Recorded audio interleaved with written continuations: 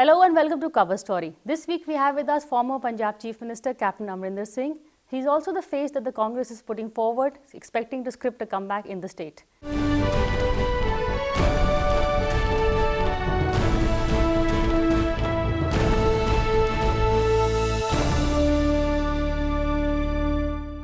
Welcome to NewsX, Captain Sir. Thank you very much. And welcome back to Cover Story, because this is, I think, the second interview we're having with you. And I remember last time we met was in Patiala, and that time the Congress morale was a bit low. There was one of your rivals at the helm of the state. But now it seems, and you had pitched a rebellion of sorts against him. No, I never had a rebellion of sorts against him. That time when we met was when I was going around Punjab. I did a 4-month very intensive touring of Punjab, where I did over 48 public rallies and other things, meetings, tea meetings and etc. with workers, because I felt that the morale was a bit low and we needed to ginger it up before the coming elections. Ginger it up with the change of guard. Well, that of course, the change of guard was the Congress President's decision, but certainly gingering up the morale, and I think the morale of the party is very high at the moment, so I think it did work. I think it's worked when you're being a little modest over here, because there was, I remember at that time, you said you had 48 rallies, Bajwa had one, nobody went to his, everybody went to yours, so it was a kind of show of strength that you were doing. And not really. You know, you must remember that I have been 47 years in politics. I have been PCC President from 98 onwards. I have been Chief Minister, I have been thrice PCC President, I have been Campaign Committee in charge twice. So naturally people know me better in this field than they knew Mr. Bajwa, who was the President. But that was not the reason why they didn't come. They also felt, I think, that I was taking a very aggressive stance against this government, and they wanted that to happen. But now it seems that your aggression is changing a bit, away from the Badals and more on Aam Aadmi Party. Do you think the rising AAP is a bigger threat than the not so rising Not at all. Badal? I don't even talk about AAP. I've never even discussed AAP. You know, you are... You're killing them with indifference or what? No, not killing them with indifference. I think people are getting a bit mixed up. You know, AAP in Punjab and AAP in Delhi are two different sort of kettle of fish. I'll disagree with you. Look at how they did in Lok Sabha. Yeah, I'll come to that. Delhi, it's a different type of AAP. It's a common man's AAP. Right. Here, in addition to what the youngsters' frustration and all, which is the bulwark of the AAP here, you've got people breaking away from the left parties and joining them. You've got Khalistanis joining them. So it's a very hotspot sort of a system, which I don't think it really can compare with AAP there is, what was there in Delhi.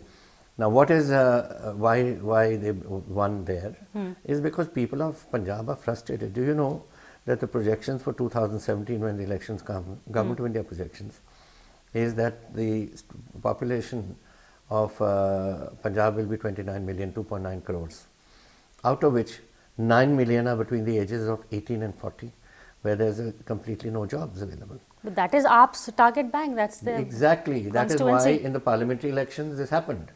And that is why suddenly people came up, and Patiala they took 320, in Anandpur Sahib they took 250. In my seat, where I didn't expect Dr. Diljit Singh to get more than 20,000 votes, he took 70,000 votes. So that is there everywhere. But having said that, in this 2 years, AAP's performance in Delhi has gone down. Today, if elections are held in Punjab for Parliament, these 4 AAP seats will be lost to AAP.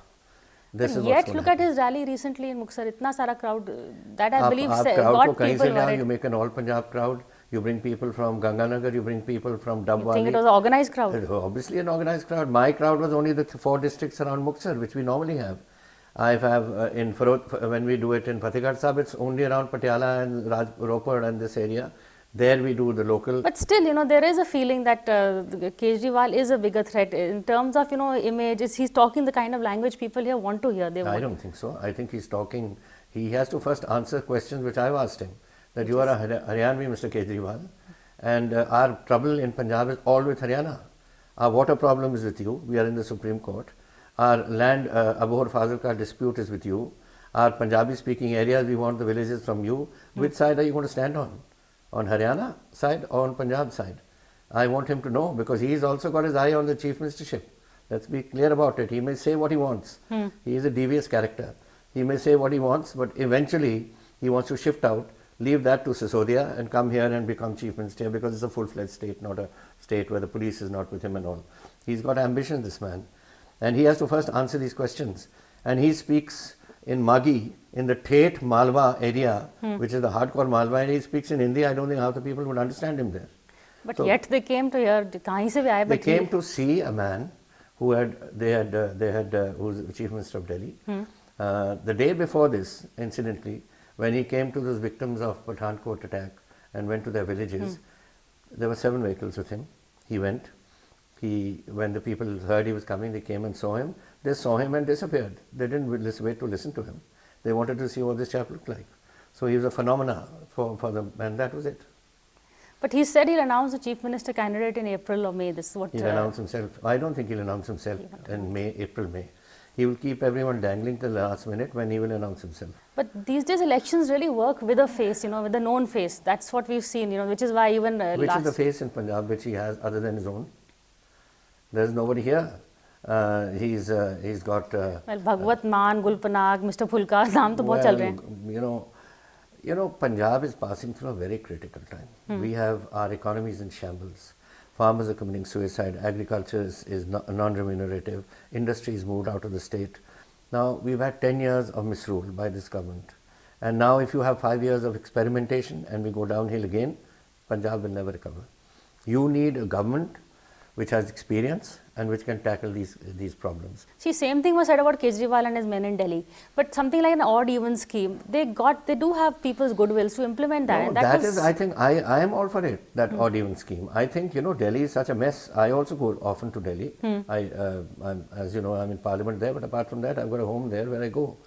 And we don't want to live in a place where children are going to lose their lungs because of pollution, and even the older people are getting asthma and all sorts of problems. So he's picking issues that are clicking with the people, and he's using them to implement them. So in that sense, he has a chance of success. No, I'm glad he did it, and I think every Chief Minister has the duty to try and clean up, do things. And in his case, it's been trying to clean up Delhi, which is a good thing.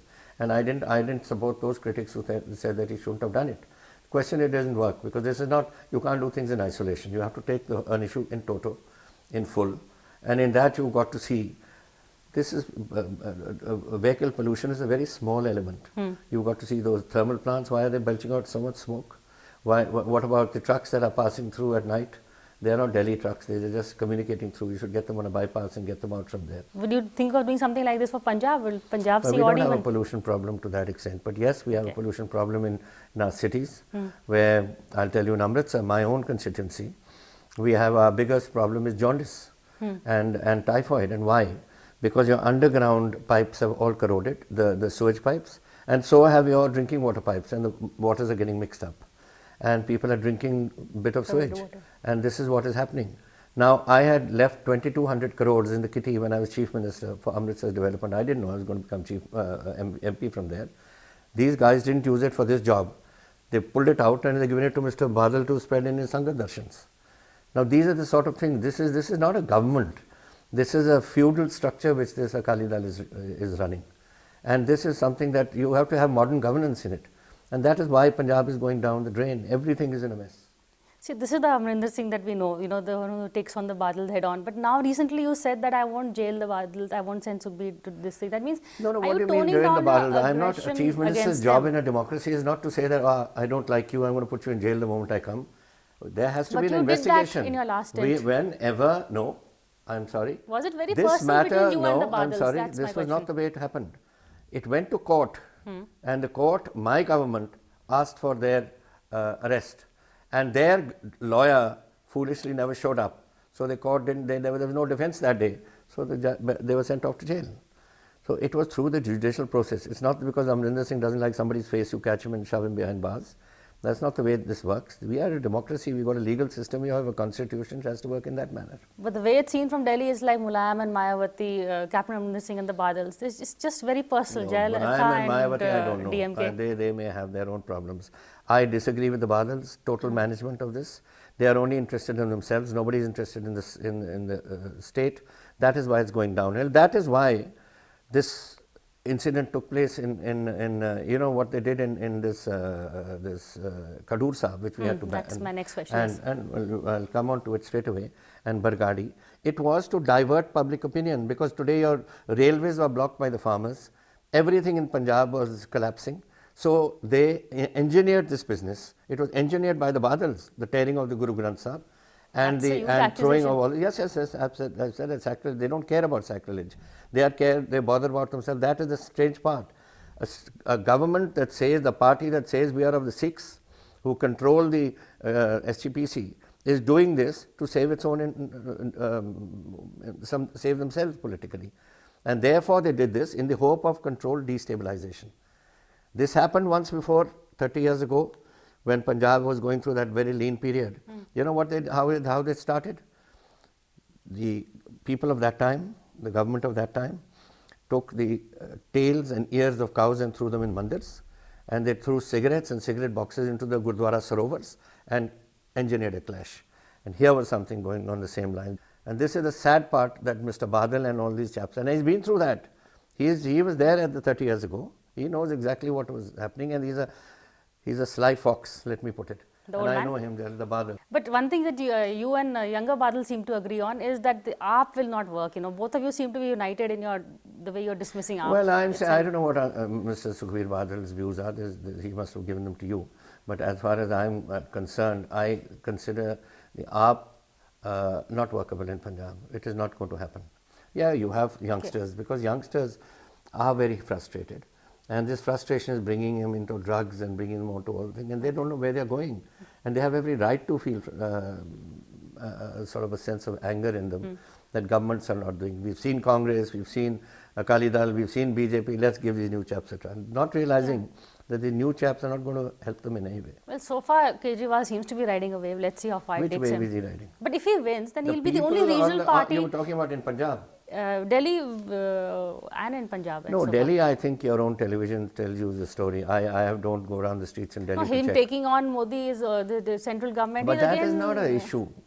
Taking on Modi is not promoting us. Fair enough, it's not governance. Sheila ji has been there for 15 years. Right. Did she ever take on the Prime Minister? Did she ever take on the Finance Minister? Did she ever take on the Governor of Delhi? She did such a wonderful job. I think she's the best Chief Minister Delhi has ever had. This chap is busy with what he can't resolve.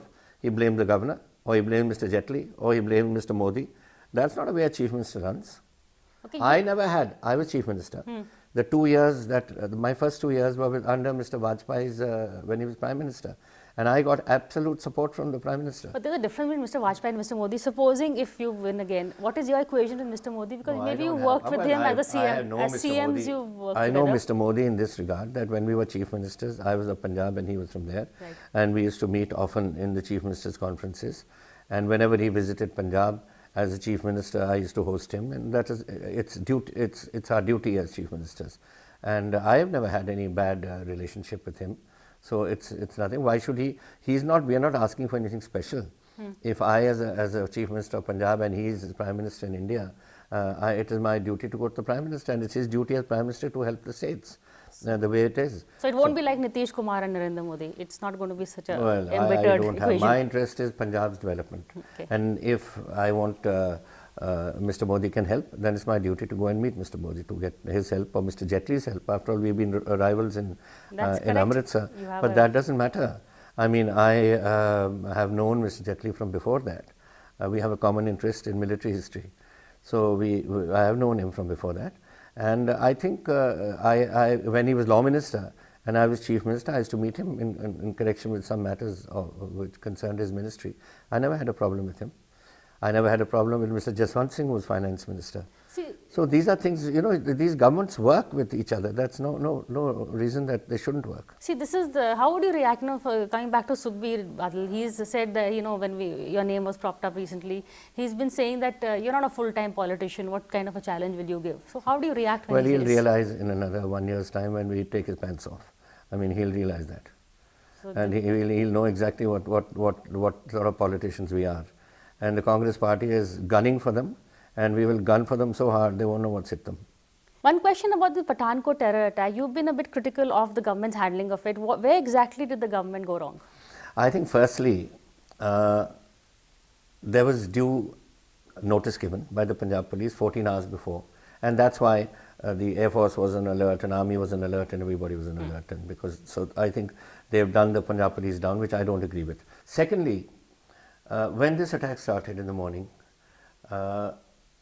you are sitting in Pathankot, which has 50,000 troops in it. You have the 29th Infantry Division, and you have 2 armored brigades there. You have so many troops there that it would have been a question of just one message going to the army, and the army would have acted like that. But the difference in what is happening, there seems to be some sort of a gap between the civil administration and the army, in the sense that the civil administration, your Home Ministry and your NSA and all, look at the NSA, the NSG as their blue-eyed boys. So it had to be done by the NSG. This is not the job of the NSG. NSG's job is to do like that incident in the hotel, in Taj Hotel in Bombay, or hijack of an aircraft or something. They are for that sort of role. This role is anti-insurgency. And the Indian Army has been operating in the anti-insurgency operations for donkey's years now in Kashmir. All those infantry battalions who were there in 29 Division must have been through it in Kashmir. So they should have been given the chance, and I can tell you they would have wiped out these chaps without any loss of life. This is a total confusion that took place, and it is the fault of the NSA. I've always said so. It is the fault of the NSA. I think the army would have wrapped it up in an hour, which went on for 3 days here. What are 4 terrorists? You could have, one infantry battalion would have surrounded them and sent their, used whatever weapons we have, and even got some, maybe these BMPs or something like that, and put them in and just shoot the hell out of these fellows and finish them off. Why do you wait for these chaps to come? I think perhaps Modi needed an ex-army man like yourself to advise him. Well, he's got one chief which he doesn't listen to, ex-Mr. General V.K. Singh. He's put him as a Minister of State, which anyway, that's a different story. I don't want to mention that. A Chief of Army Staff's Order of Precedence at once used to be next to the Prime Minister. And now you have him as a Minister of State in your government. I mean, you devalue the army straight away. Okay, we need to take a short break, but we're going to come back and talk to Captain Amarinder Singh about the internal politics in the Congress and also a bit about the national scenario. So don't go away.